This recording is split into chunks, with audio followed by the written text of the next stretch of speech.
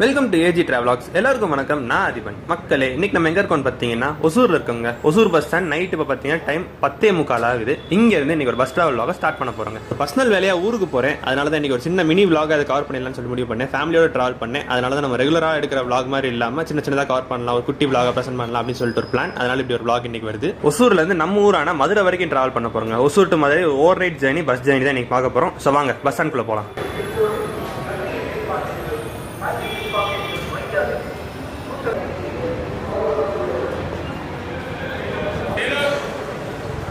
Bus ஸ்டாண்டுக்குள்ளே வந்துட்டனால நீங்களே ஆப்வியஸாக guess பண்ணியிருப்பீங்க. எஸ்ங்க, எஸ்சிடிசி பஸ்ஸில் தான் நீங்கள் ட்ராவல் பண்ண போகிறோம் ஒசூர் டு மதுரை. அதாவது பெங்களூர்லேருந்து மதுரை போகிற பஸ்ஸை நம்ம ஒசூர்லேருந்து மதுரை வரைக்கும் ட்ராவல் பண்ண போகிறோம். பஸ் டைமிங் வந்து பெங்களூரில் பார்த்தீங்கன்னா நைட்டு 10 மணிக்கு கிளம்புற பஸ், இங்கே நைட்டு 11:15 வர பஸ். அதனால் நம்ம ஒரு ½ hour முன்னாடி பார்த்தீங்கன்னா 10:45 வந்துட்டோம். 11:15 ஒசூர் டைமிங் போட்டிருக்காங்க. இந்த இடத்துல தான் பார்த்தீங்கன்னா நிறைய எஸ்சிடிசி பஸ், பெங்களூர்லேருந்து சவுத்து கிளம்புற எல்லா பஸ்ஸுமே பார்த்தீங்கன்னா ஒசூர் வழியாக தான் போய் ஆகணும். ஸோ எல்லா பஸ்ஸுமே ஒசூர் பஸ் ஸ்டாண்டில் வந்து தான் போகும். நிறைய எஸ்சிடிசி பஸ்ஸை பார்க்கலாம். நான் அன்றைக்கி பார்த்ததுமே சூப்பராக இருந்துச்சு. நிறைய அப்படியே பஸ் ஸ்டாண்டிங் பண்ண மாதிரி இருந்துச்சு சின்னதாக. ஸோ நீங்களும் பாருங்கள். நிறைய பஸ் ஆக்சுவல் டைமோட லேட்டாக தாங்க வந்துட்டு இருந்துச்சு. பெங்களூர் டிராஃபிக்னால ஃப்ரைடே வேறு இல்லையா, அதனால மோஸ்ட்டாக லேட்டாக தான் இருக்கும். நம்ம பஸ் ஆக்சுவலாக பார்த்தீங்கன்னா 11:15 வராதுன்னு எனக்கு தோணுது. கொஞ்சம் லேட்டாக தான் ஆகும்னு நினைக்கிறேன். ஸோ பஸ் வந்ததுக்கப்புறம் நம்ம மற்ற டீல்ஸ் எல்லாம் பேசுவோம்.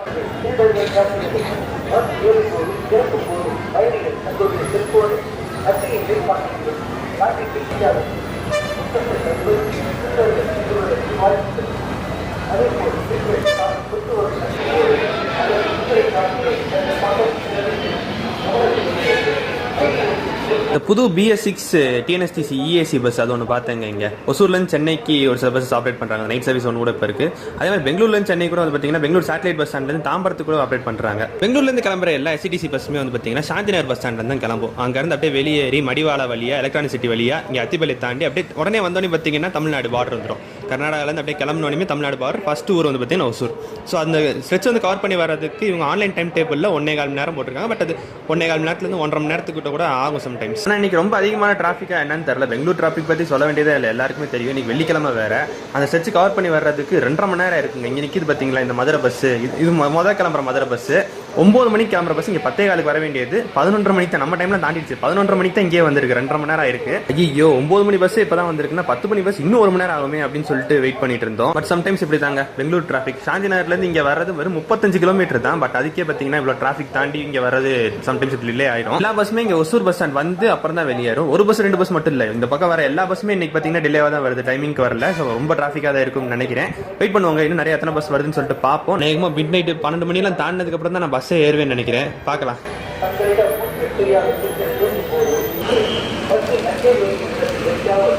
சவுத்துக்கு பர்டிகுலர் டைமிங்ஸ்ல பஸ் இருக்குங்க. ஆனா சென்னைக்கு வந்து பாத்தீங்கன்னா அடிக்கடி பஸ் இருக்கும். இங்க ஒசூர்ல இருந்து கிளம்புற எஸ்சிடிசி பஸ்ஸஸ்மே இருக்குது. அதே மாதிரி பெங்களூர்ல இருந்து கிளம்பி வர்ற எஸ்சிடிசி பஸ்ஸஸ்மே நிறைய இருக்கும்.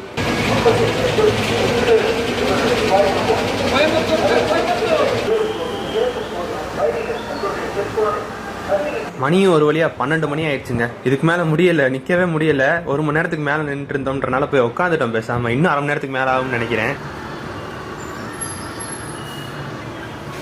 ஃபைனலாக நம்ம பஸ் வந்துச்சுங்க. 12:35 11:15 12:35 1 மணி நேரம் 20 நிமிஷம் கழிச்சு நம்ம பஸ் வந்திருக்கு. நம்ம டிராவல் பண்ண போற பஸ் இதுதான், பெங்களூரு மதுரை நான் ஏசி சீட்டர் ஸ்லீப்பர் பஸ். புது வண்டி BS6 MG பாடி. இந்த ரூட்ல சென்னை டு மதுரை, பெங்களூர் டு மதுரை ஓடுற பஸ் எல்லாமே மல்லிகை சர்வீஸ்னு சொல்லுவாங்க, பிரீமியம் சர்வீஸ்னு. ஸோ இதுவும் அதுல ஒண்ணுதான்.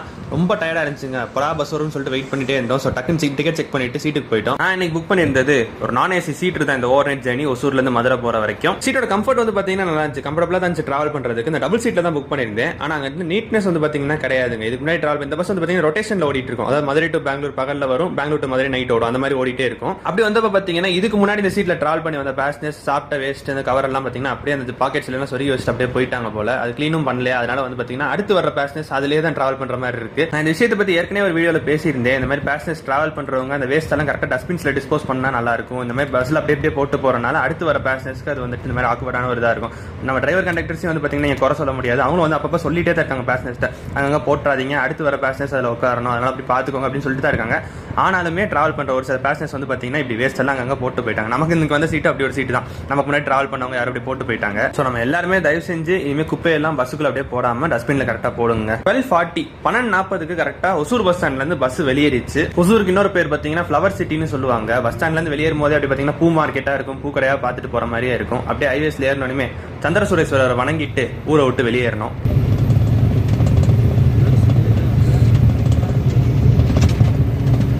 செம்ம டயர்டு, டைமும் தாண்டிடுச்சு. தூக்கம் அப்படியே என்ட்ரி கொடுத்தாப்புல. அது அப்படியே புஷ்பேக் சீட் தானே, அதெல்லாம் இழுத்து விட்டு தூங்க போயிட்டேன்.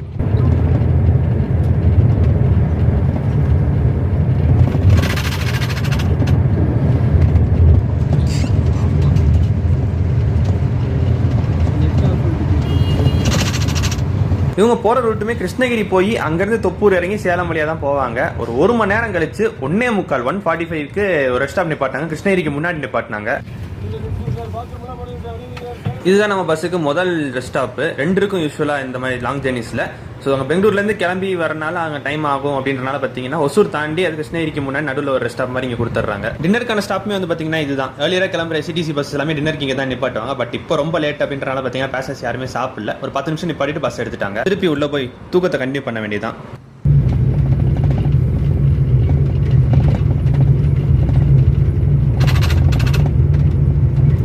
அப்படியே ஜேர்னி கண்டினியூ ஆச்சு. கிருஷ்ணகிரிலாம் கிராஸ் பண்ணிட்டு ஏர்லி மார்னிங் 3:15 தொப்பூர் காட்ஸ்லேருந்து கீழே இறங்கணும். அப்போ அப்படியே முழிச்சு பார்த்தப்ப தெரிஞ்சது. ஸோ அப்படியே சின்ன ஒரு கவர் எடுத்தோம். அண்ட் தொப்பூர் காட்ஸ் கிராஸ் பண்ணதுக்கப்புறம் early morning 4:15 Salem bus stand உள்ளே போயிட்டோம்.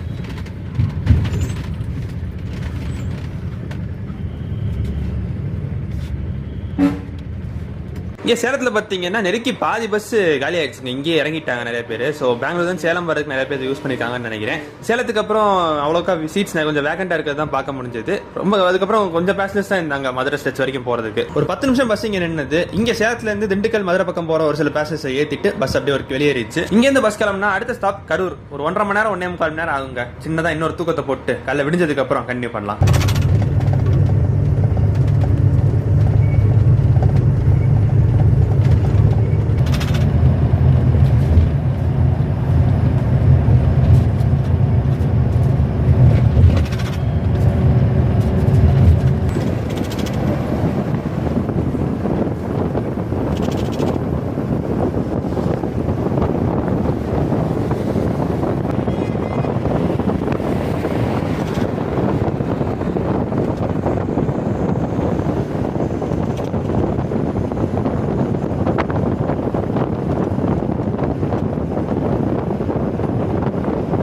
குட் மார்னிங் மக்களே. ஃபைனலாக விடிஞ்சதுக்கு அப்புறம் தாங்க வெளியவே பார்க்க முடியுது. கரூர் காலையில் 6:15 பார்த்தீங்கன்னா அப்படியே சைடில் கீழே இறங்கி கரூர் டிராப்பிங்க.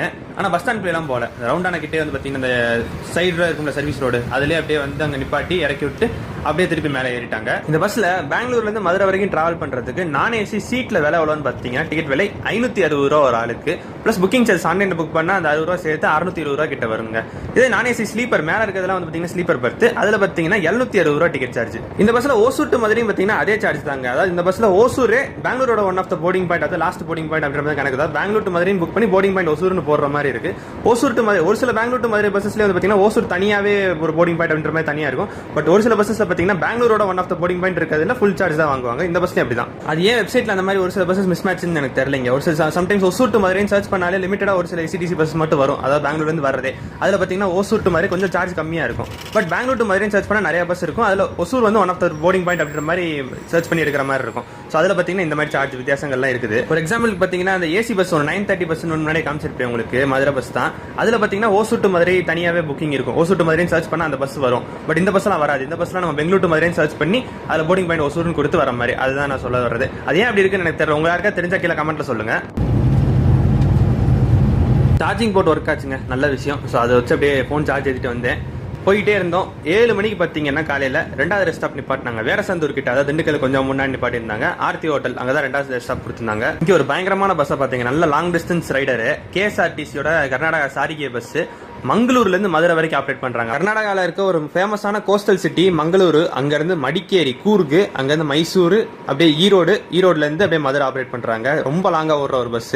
இங்க நமக்கு முன்னாடி வந்து நின்று இருந்துச்சு. நமக்கு முன்னாடி வந்து அப்படியே கிளம்ப அடுத்து மதுரை தான் போகுது. அதுவும் இதே மாதிரி நம்ம எஸ்சிடிசி கூட ஒரு பஸ் ஆப்ரேட் பண்ணாங்க மங்களூருக்கு. ஆனா இப்போ அது ஆப்ரேட் பண்றது இல்ல, மடிக்கேரி வரைக்கும் தான் ஆப்ரேட் பண்றாங்க. இந்த ரெஸ்ட் ஸ்டாப்ல தான் மோஸ்ட் ஆஃப் த பஸ்ஸஸ் இந்த ரூட்ல நிப்பாட்டுவாங்க. அதாவது நார்த் தான் பெங்களூர் பக்கம்ல இருந்து வர பஸ் சரி, அதே மாதிரி சேலம்ல இருந்து வர்றது, ஈரோடு பக்கம் இருந்து வர்றது, இந்த பஸ்ஸஸ் எல்லாமே பாத்தீங்கன்னா இந்த ரெஸ்ட் ஸ்டாப்ல தான் மோஸ்டா நிப்பாட்டுவாங்க. சின்ன பிரேக் தான், இங்கே ஒரு 10 நிமிஷம் தான் நிப்பாட்டுவாங்க. ரெஃப்ரெஷ் ஆயிட்டு ஒரு வடை வாங்கிட்டு பஸ்ஸுக்குள்ள திருப்பி ஏறிட்டோம்.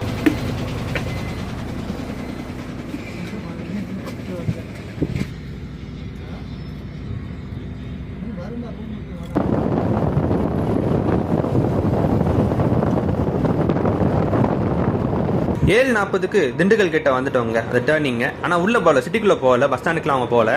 அவுட்டர் பைபாஸ் தான் 2 ஸ்டாப். வழக்கம் போல நம்ம ஒட்டஞ்சத்திரம், பழனி, உடுமலைப்பேட்டை போல சேர்ந்த போற அந்த பழனி பைபாஸ் அங்க ஒரு ஸ்டாப் கொடுத்தாங்க. அப்புறம் நம்ம செம்பட்டி, வத்தலகுண்டு, கொடைக்கானல், தேனி, பெரியகுளம் அந்த பக்கம் போற தேனி பைபாஸ் அங்க ஒரு ஸ்டாப்பும் கொடுத்தாங்க. 2 பைபாஸ்லயுமே பேசஞ்சர்ஸ் இறங்கினாங்க. அதுக்கப்புறம் ஸ்ட்ரைட்டா மதுரை. இன்னொரு 1 ஹவருக்கு மேல பாத்தீங்கன்னா மதுரை போய் ரீச் ஆகிறது டைம் ஆகும்.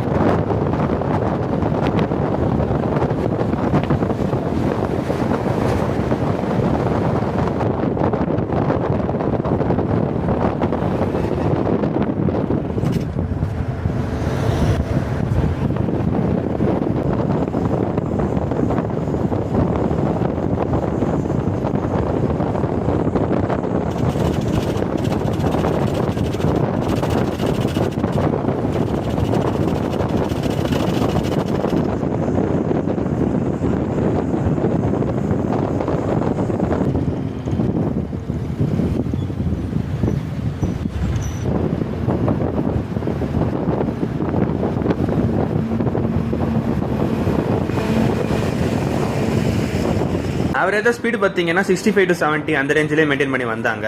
இந்த பஸ்ஸோட ஃபுல் ஜர்னியுமே வந்து பாத்தீங்கன்னா இந்த NH44 இந்த ஒரே ஹைவேல தாங்க இருக்கும். பெங்களூர்ல ஸ்டார்ட் பண்ணி மடிவாளால இருந்து இந்த ஹைவேஸ் ஜாயின் பண்ணுவாங்க NH44ல. அங்க இருந்து ஒசூர், சேலம், திண்டுக்கல் எல்லாம் பாத்தீங்கன்னா இதே ஹைவேலே வரும். மதுரையில சமயநல்லூர்ல பாத்தீங்கன்னா இந்த ஹைவேஸ் எடுத்து கீழே இறங்கி சிட்டிக்குள்ள போற மாதிரி இருக்கும். இங்க திண்டுக்கல்ல இருந்து மதுரை வரைக்கும் ஒரு 50 மினிட்ஸ் ஆச்சு. 50 நிமிஷத்துல பாத்தீங்கன்னா திண்டுக்கல் அவுட்டர்ல இருந்து சமயநல்லூர் பைபாஸ் வரைக்கும் வந்தோம்.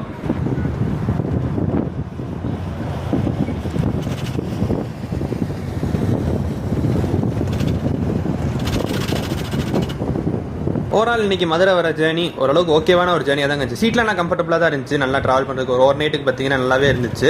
ஆனால் கிளென்லினஸ் பார்ட்டில் வந்து பார்த்தீங்கன்னா கொஞ்சம் எங்கேயோ லேக் ஆன மாதிரி ஒரு ஃபீல் இருந்துச்சு. அதே மாதிரி டைமிங்கும் வந்து பார்த்தீங்கன்னா நம்ம ஃப்ரைடே வீக்கெண்ட், அதனால பெருசாக சொல்ல முடியாது. பெங்களூர் டிராஃபிக்கை பற்றி எல்லாருக்குமே தெரிஞ்ச விஷயம் தான். பட் ஸ்டில் நம்ம பிளான் பண்ணது பார்த்தீங்கன்னா நாங்களாம் இப்போ காலையில் ஒரு மதுரை 7:30 வந்து பார்த்தீங்கன்னா இறங்கி மாட்டுத்தாவணி டைமிங் 8 மணி போட்டிருந்தாங்க.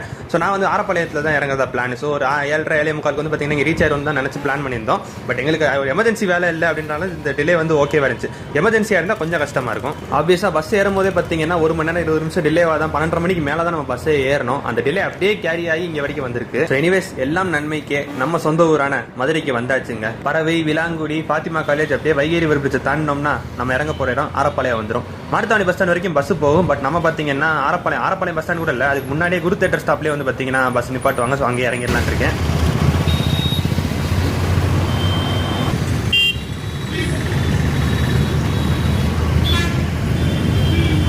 கரெக்டாக காலையில் 8:50க்கு குரு தேட்டர் பஸ் ஸ்டாப் வந்து இறங்கிட்டோங்க. இங்கேருந்து அப்படியே உள்ள திரும்பி ஆரப்பாளையம் பஸ் ஸ்டாண்ட் போயிட்டு அங்கேருந்து மாட்டுத்தாவணி போயிடும். நம்ம இங்கே இறங்கியாச்சு, மதுரை வந்தாச்சு. இங்கே வச்சு நம்ம வீடியோ முடிச்சுக்கலாம். வீடியோ பிடிச்சதை லைக் பண்ணுங்க. உங்க ஃப்ரெண்ட்ஸ், ஃபேமிலி, ரிலேட்டிவ்ஸ், மதுரையில் இருக்க மக்கள் உங்களுக்கு தெரிஞ்சவங்களுக்கு ஷேர் பண்ணி விடுங்க. அண்ட் எஸ் ஆஸ் யூஷுவல் நம்ம சேனல் புதுசாக சப்ஸ்கிரைப் பண்ணிக்கோங்க. இன்னொரு இன்ட்ரெஸ்டிங்கான vlogல நம்ம திருப்பி சந்திப்போம். நன்றி.